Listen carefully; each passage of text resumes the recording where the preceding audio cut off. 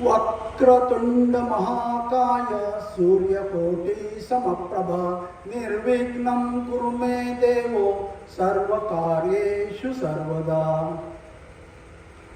सर्वेषां स्वस्तिर्भवतु, सर्वेषां शान्तिर्भवतु, सर्वेषां पूर्णं भवतु, सर्वेषां मङ्गलं भवतु, सर्वे भवन्तु सुखिनः, सर्वे सन्तु निरामया, सर्वे भद्राणि पश्यन्तु, मा क्वचित् दुःखभाग् भवेत्।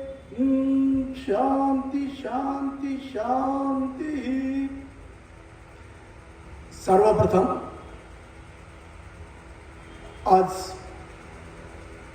गुढीपाडवा आणि हिंदू नववर्षाच्या आपल्या सर्वांना हार्दिक हार्दिक शुभेच्छा। व्यासपीठावर उपस्थित मान्यवर आणि माझ्या हिंदू बंधू आणि भगिनींनो, आज सर्वजण येथे आपण हिंदू समाज संघटित करण्यासाठी आणि आपल्या संस्कृतीचा अभिमान बाळगण्यासाठी आज इथे जमा झालो आहोत। खऱ्या अर्थाने हिंदू धर्म हा आपल्या भारतीय उपखंडातील एक मोठा महत्त्वाचा धर्म आणि जीवन पद्धती आहे। सनातनी हिंदू माणसे पूर्वी जी सनातन म्हणून मानली जात होती तीच आज हिंदू धर्माचा स्वीकार करतात आणि संस्कृत भाषेत जर म्हटलं तर शाश्वत हा मार्ग आहे, सस्टेनेबल वे म्हणजे शाश्वत मार्ग। आणि असा हा शाश्वत मार्ग निरीश्वरवाद, सर्वेश्वरवाद, एकतावाद, एकेश्वरवाद, नास्तिकता आदी सर्व रूपाने धर्मामध्ये एकत्रितपणे झालेला दिसतो। कारण आज भारतामध्ये विविध संप्रदाय, विविध प्रकारचे जाती, धर्म, पंथ आणि यांनी भरून उरलेला असा हा आपला हिंदू देश असा आहे। हिंदी ही जीवन पद्धती असून अध्यात्म, परंपरा, धर्म यांचा मेळ घालणारी ही जीवनशैली आहे, प्राचीन ज्ञानात रुजलेली, आणि ती आपल्याला धार्मिकता, भक्ती आणि साक्षात्काराकडे जाण्याची वाटचाल आणि मार्गदर्शन करते। तसेच आत्म्याला आणि समाजाला आकार देण्याला मूल्यांना ती आपण स्वीकारताना पाहूया। खऱ्या अर्थाने हिंदू धर्माच्या उत्पत्तीची अशी तारीख नाही किंवा इतिहास नाही, परंतु आपल्याला वेदामध्ये प्राचीन ज्ञात जे वेद म्हटलेले आहे ते वेदांची परंपरा इसवी सन 6000 ते 8000 वर्षापूर्वीची आहे असे म्हटले जाते। म्हणून हा हिंदू जो ग्रंथ आहे किंवा हिंदू जे वेद आहेत ते हे दैवी उत्पत्तीचे आहेत असे मानले जाते। हिंदू धर्माचे प्रतीक काय हो, तर हिंदू धर्मामध्ये ओम आहे, स्वस्तिक आहे, म्हणजे स्वस्तिक म्हणजे काय तर शांतीचं प्रतीक म्हटलेलं आहे। आपल्या हिंदू धर्मामध्ये त्रिशूळ आहे, कमळाचं फूल आहे, लिंग आहे, शंख आहे आणि दिवा आहे। आज आपण आत्ताच दीप प्रज्वलन केलेलं, मग असे ताईंनी सांगितलेलं असतो मा सद्गमय तमसो मा ज्योतिर्गमय मृत्युम मा अमृतंगमय, तसं तमस्वातून म्हणजे अंधारातून प्रकाशाकडे जाणारा म्हणून आपण दिव्याची पूजा करत असतो। खऱ्या अर्थाने आज आपल्याला 4 पुरुषार्थ जे सांगितले आहे त्याच्यामध्ये धर्म, अर्थ, काम आणि मोक्ष हे 4ही गोष्टी सांगितल्या आहे। धर्म काय सांगतात, धार्मिकता आणि नीतिमूल्य सांगतात। अर्थ काय सांगतो, तर समृद्धी आणि आर्थिक मूल्य सांगतो। काम म्हणजे काय, आनंद, प्रेम आणि मानसिक मूल्य सांगतो। तर मोक्ष म्हणजे काय, मुक्ती आणि आध्यात्मिक मूल्ये आणि आत्मसाक्षात्कार याची प्रतीक आहेत। खऱ्या अर्थाने हिंदू धर्मामध्ये अनेक देवदेवता आहेत, परंतु आपण बघतो ना तीन जे देव आहेत, ब्रह्मा, विष्णू आणि महेश। आज गुढीपाडवा आहे, या ब्रह्माने या सृष्टीची उत्पत्ती केली आहे, त्या उत्पत्तीचा दिवस म्हणजे आजचा हा गुढीपाडवाचा दिवस आहे। आणि अशा या शुभमंगल प्रसंगी आज आपण येथे या विराट अशा हिंदू संमेलनाचं आयोजन केलेलं आहे। खऱ्या अर्थाने फार हा योगायोग म्हणावा लागेल आणि आपण सर्व या योगायोगाला साक्षीदार आहात, त्याबद्दल आपल्या सर्वांचे मनपूर्वक आभार व्यक्त करतो। हिंदू धर्मामध्ये 4 आश्रम सांगितले आहेत, ब्रह्मचर्य, गृहस्थ, वानप्रस्थ आश्रम आणि संन्यास। ब्रह्मचर्य म्हणजे साधारणतः 1 ते 25 वर्ष काहीतरी विद्यार्थी दशा असते, काहीतरी ज्ञान आकलन करण्याची ती एक ऊर्जा आणि तो एक समय असतो।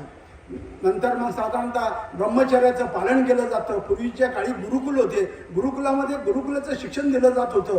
त्यानंतर मग गृहस्थाश्रम आहे 25 ते 50 वर्ष, म्हणून सांगले तो गृहस्थाश्रम संसार करावा नेटका मग परमार्थ विवेका, म्हणून सांगले गृहस्थाश्रम सुद्धा हा काय श्रेष्ठ आहे। आणि त्याच्यानंतर पण नंतर 50 ते 75 साधारणतः काळ तो वानप्रस्थाश्रम. बऱ्याच वेळा वानप्रस्थाश्रमचा अर्थ काय होतो, वनात जाऊन राहणे. पण आता वनच राहिले कुठे? तर वनात जाऊन म्हणजे काय, आपण आपल्या संसारामधून कुठेतरी अलिप्त झालो पाहिजे. आज आपली मुलं मोठी झाली असते, त्या वयामध्ये सासू सुना नातवंड आलेले असतात, त्याच्यापासून कुठंतरी बाजूला होणे म्हणजे वानप्रस्थाश्रम खऱ्या अर्थाने. म्हणजे काय होतं, बऱ्याच वेळा संसारामध्ये आपली जी लुडबुड चालू असते ती लुडबुड कमी करणे म्हणजे हा वानप्रस्थाश्रम आहे. आणि चौथा म्हणजे काय, तर साधारणतः संन्यास असा हा आश्रम आहे. असे हे 4ही आश्रम आहे. त्या त्या आश्रमात तेथे योग्य काम केले पाहिजेत. बऱ्याच वेळा होतं कसं होतं की आपण ज्या त्या वेळेस जर जे ते काम नाही केलं तर बऱ्याच वेळा काय होतं, आपल्याला काही वेगळे विचित्र अनुभवतात. कल करे सो आज करे सो अब, परमे परलय होगी भरी बहुरी करेगा कब. म्हणून सांगले उद्याचं काम आज करायला पाहिजे, आजचं काम आत्ता करायला पाहिजे. उद्या काय येईल सांगता येत नाही. बऱ्याच वेळा हिंदू धर्मात जगातील सर्व जुना धर्म म्हणून संबोधले जात असते. बऱ्याच वेळा आपण पूर्वी जे सनातन म्हणतो किंवा वैदिक धर्म म्हणतो किंवा आर्य धर्म म्हणायचे पूर्वी. आर्य म्हणजे वेदाला मानणारे.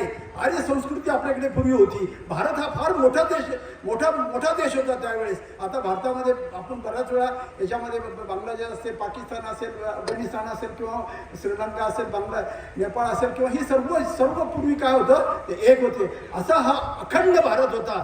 आणि अखंड भारताचं स्वप्न आपल्याला 2047 मध्ये ज्यावेळेस 100 वर्षे पूर्ण होतात त्या अखंड भारताचं स्वप्न आणि विश्वगुरू, जगामध्ये विश्वगुरू होण्याचं स्वप्न आपल्याला पाहायचं आहे. खरं तर भूतकाळात हजारो वर्षे आध्यात्मिक आणि भौतिक वैभवाच्या शिखरावर टिकून झालेला असा हा हिंदू समाज जगभरावर बऱ्याच वेळामध्ये अत्यंतरी अमानुष्य कृत्य होत गेले. पण हिंदू धर्म कधीही खचला नाही, कुठल्याही हल्ल्यामागे खचला नाही आणि कधीही हार मानली नाही. सर्व शतकामध्ये शाश्वत संघर्षाची आणि सांस्कृतिक पुनरुत्थानाची ज्वलंत इच्छा जिवंत ठेवली. त्यामध्ये शिवाजी महाराजांची जी तळमळ होती आणि स्वातंत्र्य मिळवून दिले तर ती खऱ्या अर्थाने टिकून ठेवली. त्यांनी माणसाला देवत्वाकडे आणि दिव्य संस्कृतीचे मग ज्ञान घडवून दिले. आपण पूर्वीच्या काळी मग अशी म्हणतो ना, सर्व भवंतु सुखीनं. आपण सर्व काय राहिले पाहिजे, सुखी राहिलं पाहिजे. त्याचप्रमाणे वसुदेव कुटुंबकम, वसुधा म्हणजे पृथ्वी आणि पृथ्वी एक कुटुंब आहे आणि सर्व हे जग एक कुटुंब आहे. म्हणून त्याप्रमाणे पूर्वीपासून जे आपल्या ऋषीमुनींनी आपल्याला जे तत्वज्ञान शिकवलेले त्या तत्वज्ञानाला कुठेतरी आज आपण परत जागे व्हायला पाहिजे. म्हणून हे संमेलन आहे. खऱ्या अर्थाने मध्यंतरीचा काळ होता, त्याच्यामध्ये हिंदू समाज अस्पृश्यता, उच्च नीच, कनिष्ठ श्रेष्ठ, ब्राह्मण शूद्र वेगवेगळ्या प्रकारच्या भेदभावाने आपण खरं तर आपला ऱ्हास झाला होता.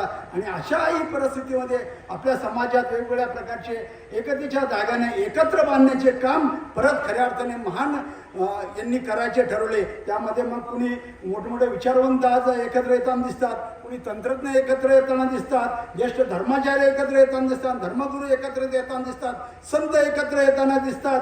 अशा या उदात्त समाजसेवक एकत्र येताना आणि त्यांच्या विचाराने आणि युक्तिवादाने खऱ्या अर्थाने मंथन आणि चिंतन गुंतवून आपल्याला आज विचार विवेक करण्याची काय आहे प्रथा आज मेंढी आहे. त्याच्यातून खऱ्या अर्थाने विश्व हिंदू परिषदेची पण निर्मिती झाली. त्याच्यातून चिंतन आणि मनन वेगवेगळ्या प्रकारे विचारविनिमय होत गेलेला आहे.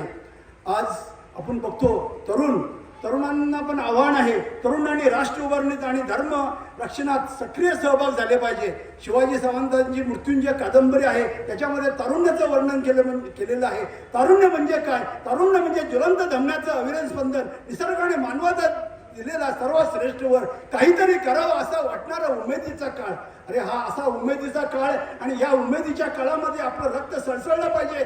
आणि या हिंदू धर्माचं रक्षण करणे याचे कर्तव्य हे तरुणांच्या हाती गेलं पाहिजे. सर्व जगामध्ये आज हिंदू राष्ट्र हा तरुण राष्ट्र म्हणून मानला गेलेला आहे आणि तरुणांची व्याप्ती ही आज भारतामध्ये सर्वात जास्त आहे.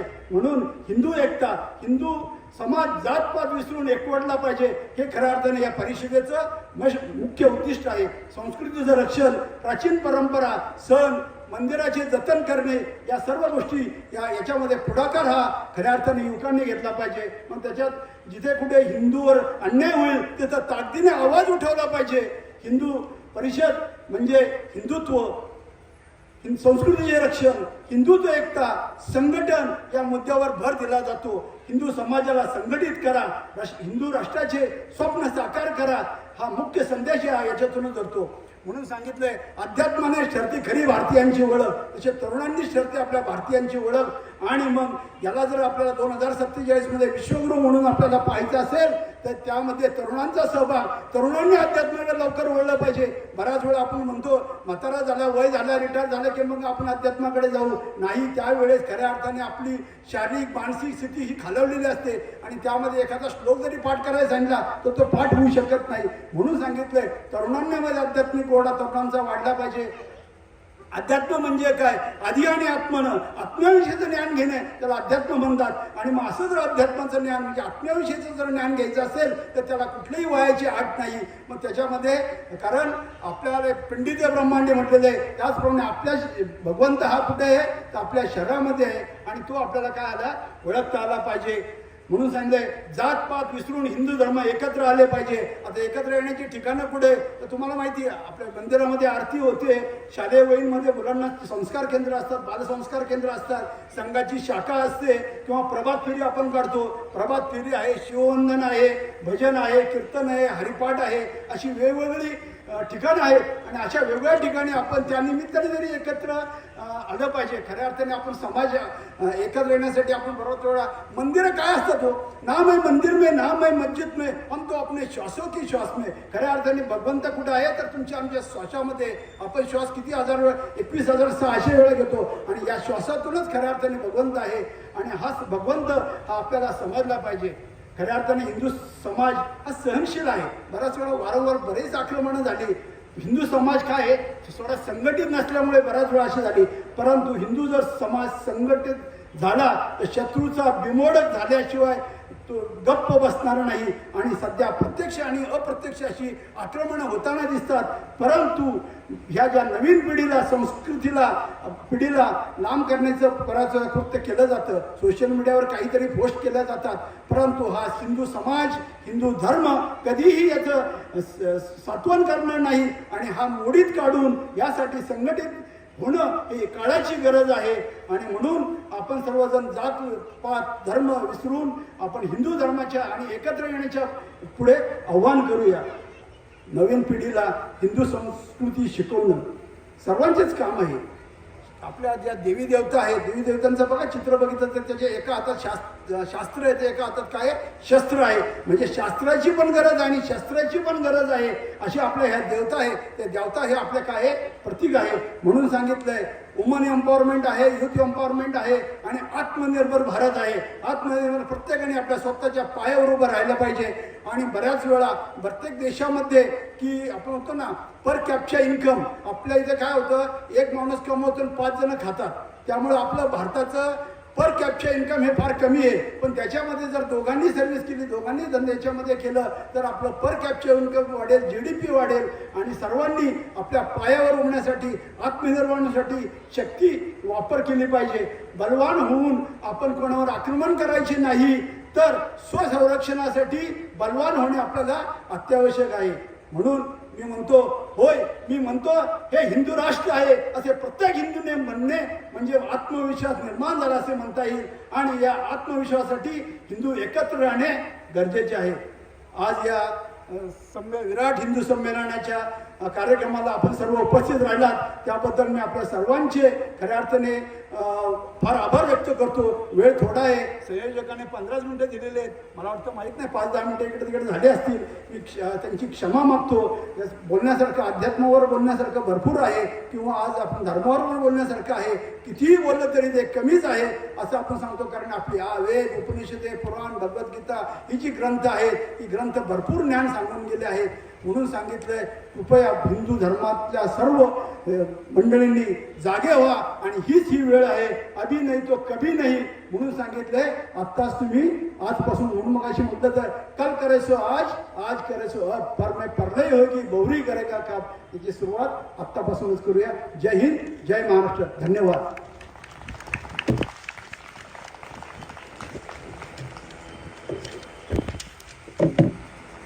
खूप छान मिलिंदजी, तुम्ही आजच्या तरुण पिढीला आणि त्याचबरोबर इथे उपस्थित असलेल्या प्रत्येकाला अशा पद्धतीचे मार्गदर्शन केले की नक्कीच इथून प्रत्येकजण एक वेगळी दिशा घेऊन जाईल आणि स्वतःच्या आचरणामध्ये जीवनामध्ये त्याचा नक्कीच आमूलाग्र बदल घडेल. यानंतर स्त्री शक्तीचा जागर करण्यासाठी आपल्यामध्ये उपस्थित आहेत, स्त्री शक्तीचं प्रतिनिधित्व करण्यासाठी आपल्यामध्ये उपस्थित आहेत श्रावणीताई.